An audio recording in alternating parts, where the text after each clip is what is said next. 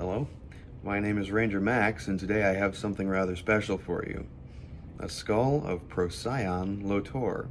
If you're not familiar with Procyon lotor, yes you are, because this is a raccoon. Now you're going to be familiar with characters like rocket raccoon, etc.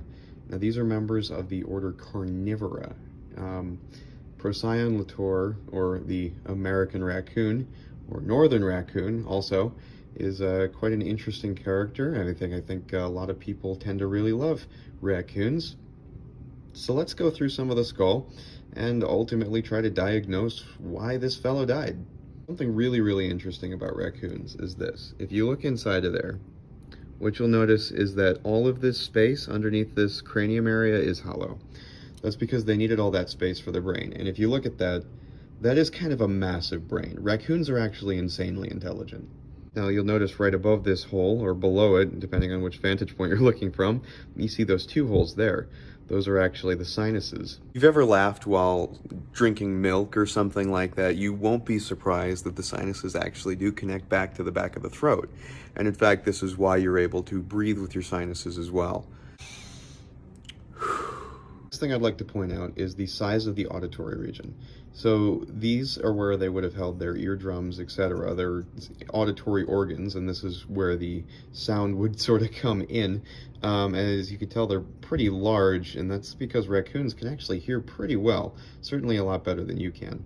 This right here, this hole on the side, that's called the orbit. That's where your eye fits in. So raccoons have pretty large eyes in their orbit. And then inside the orbit, you can see a tiny little hole. That's actually where the nerve goes towards your brain. That's the optic nerve. Raccoons actually have a really good sense of smell, and that can be observed here. So the sense of smell actually is not so much determined by the size of your nose as much as the number of folds in your nose. That's because you need to have more surface area. Humans have very few folds in our noses. Now let's see if we can figure out why this guy died. Something really intriguing that I noticed while I was looking at this skull is actually the teeth. The teeth look very worn, and for reference, is an example of teeth that are significantly less worn. Now what this tells me is that this guy was actually eating a lot of sweets, and I don't think he died of old age because he's not in particular very large. That being said, raccoons can vary somewhat in size. These are actually all three Procyon lotor. These are raccoons of different sizes, although they are the same species. This individual variation can be seen in humans as well. So now we know that this guy had kind of bad cavities, and really that is probably because of what he was eating. Raccoons and most mammals don't really grow new teeth throughout their lives like crocodilians, lizards, and fish do.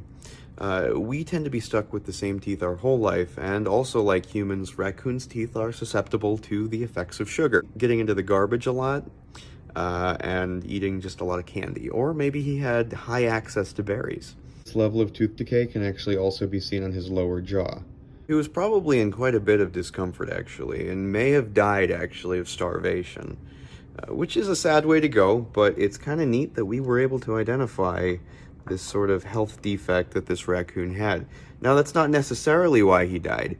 Sometimes worn teeth can be an indication of old age. I would venture to guess that he probably ate a lot of sweets, got cavities, and it became very uncomfortable for him to eat, so he unfortunately starved to death. Or at least wasn't able to keep up the energy needed to live through his daily life without freezing or being killed by another competitor or predator, etc. I don't see evidence of predation on the skull, but all I have is the skull in this case. So I think that that's a terribly interesting case. I hope that you guys thought that that was a terribly interesting case, and if you want to see more videos from Ranger Max and post-Ranger Max when I'm not a ranger anymore but still a scientist, feel free to like and follow, and I will post more educational videos going forward in the future if you're interested in natural history.